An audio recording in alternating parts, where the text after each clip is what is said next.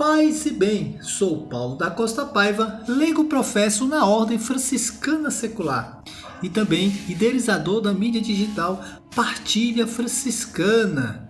Venho aqui, aproveitando, faço um convite para você a fazer parte da nossa família, pois há fraternidade nossa espalhada por todo o mundo há mais de 800 anos, levando Cristo, a Boa Nova, na maneira de nosso pai seráfico e fundador São Francisco de Assis. Você que é leigo, você que é do clero secular, venha fazer parte da nossa família.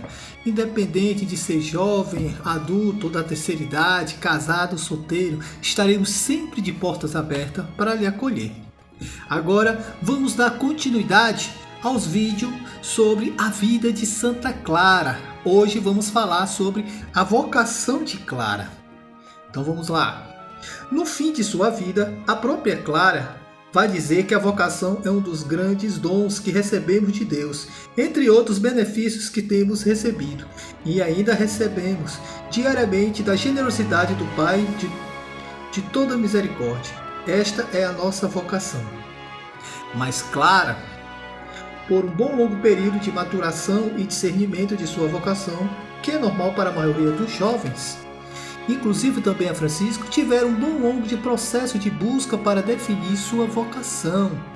A vantagem de Clara foi poder contar com a ajuda e orientação do jovem Francisco.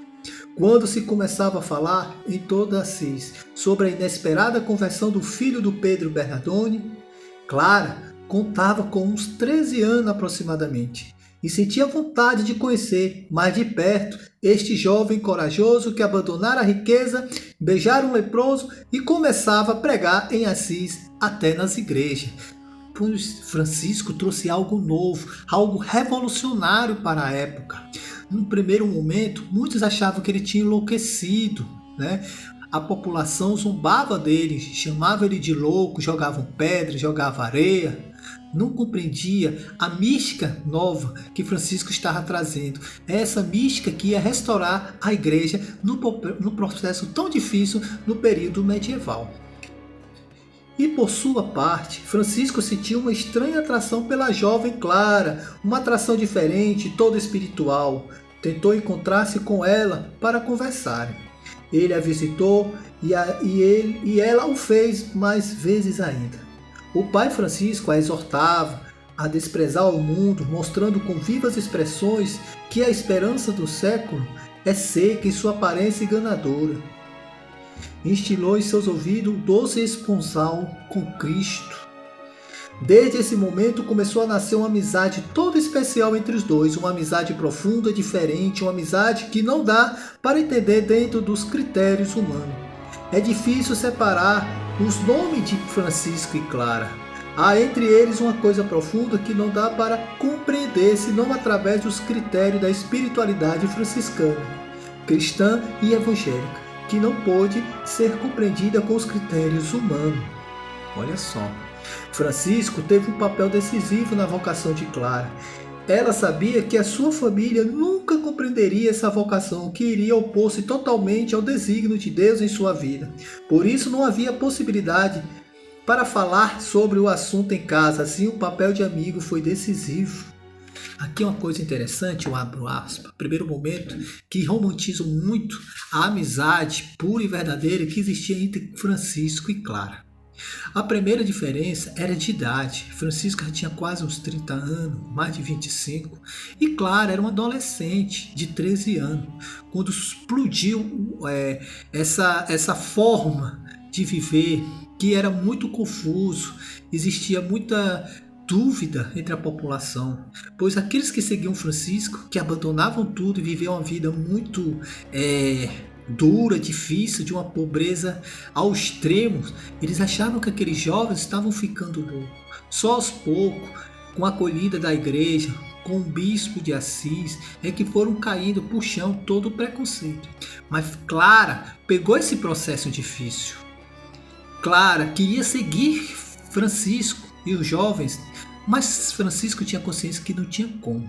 Vamos ver isso no desenrolar do texto. Francisco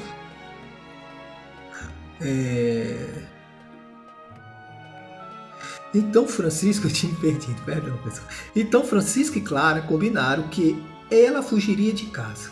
Era praticamente a única solução, mas ainda sabendo que a família já tinha feito planos para o casamento dela, não aprovaria outra ideia. A jovem Clara já tinha agora quase 18 anos, sua decisão estava tomada. Francisco havia conversado com o bispo de Assis sobre o caso. Ele concordara plenamente com o plano dela de consagrar-se totalmente a Deus e que Francisco a receberia em nome da igreja para viver segundo a forma do Santo Evangelho.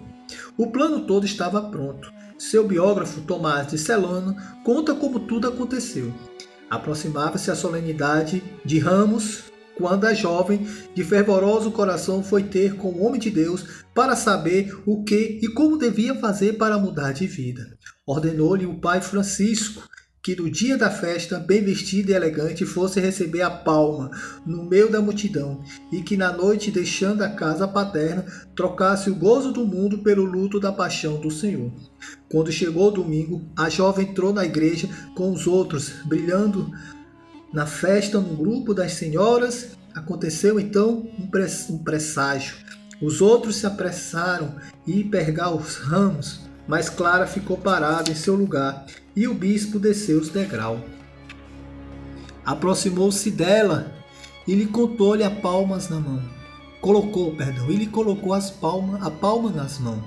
De noite, dispondo-se, cumpriu a ordem do santo. Empreendeu a ensaiada fuga em discreta companhia. Não querendo sair pela porta habitual com as próprias mãos, abriu outra, obstruída por pesados troncos e pedras, com a força que lhe pareceu extraordinária. E assim, abandonando lá a cidade e os familiares, correu a Santa Maria de Porciúncula, onde os frades, que diante do altar de Deus fazia uma santa vigília, receberam com tocha a Virgem Clara nesse lugar.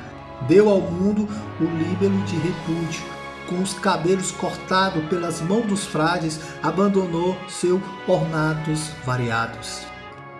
Logo em seguida, Francisco levou a jovem Clara ao mosteiro das monjas beneditinas de São Paulo, de Bastia. De lá, ela mudou poucos dias depois para o mosteiro de Santo Ângelo de Panzo, mas nem aí encontrou a plena paz. Então, a conselho do bem-aventurado Francisco, mudou-se para a igreja de São Damião. Aí encontrou sua gruta de silêncio, onde passou toda a sua vida até a morte.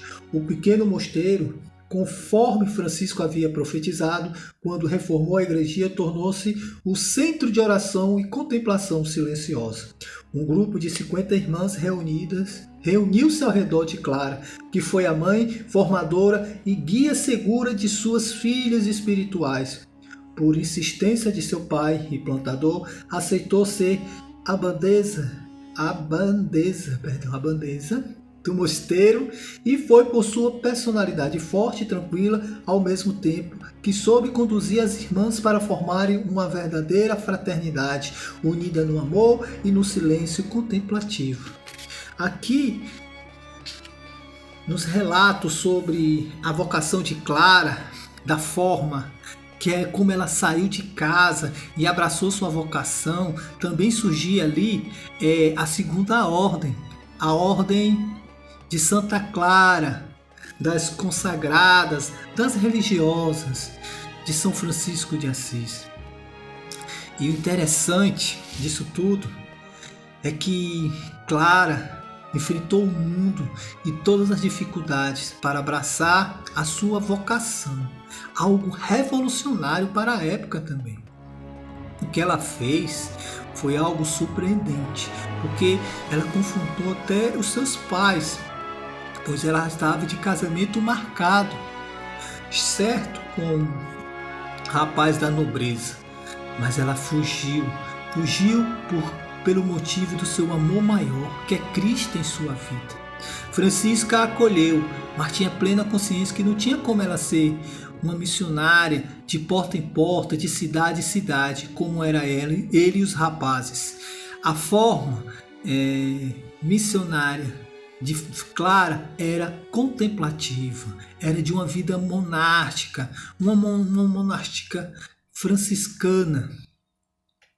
E dessa forma, Clara viveu até os últimos dias de sua vida de uma forma singela e silenciosa, sendo dentro do mosteiro, dentro da igrejinha de São Damião, com as outras irmãs, uma referência e testemunho para a conversão de muitos corações. E assim, nós somos também convidados a viver esse chamado de Deus. Apesar de todas as dificuldades, apesar de todas as tribulações, devemos permanecer firmes e fortes, porque maior do que tudo isso é o Cristo em nossas vidas. E se Ele nos chama, devemos nos lançar aos seus braços.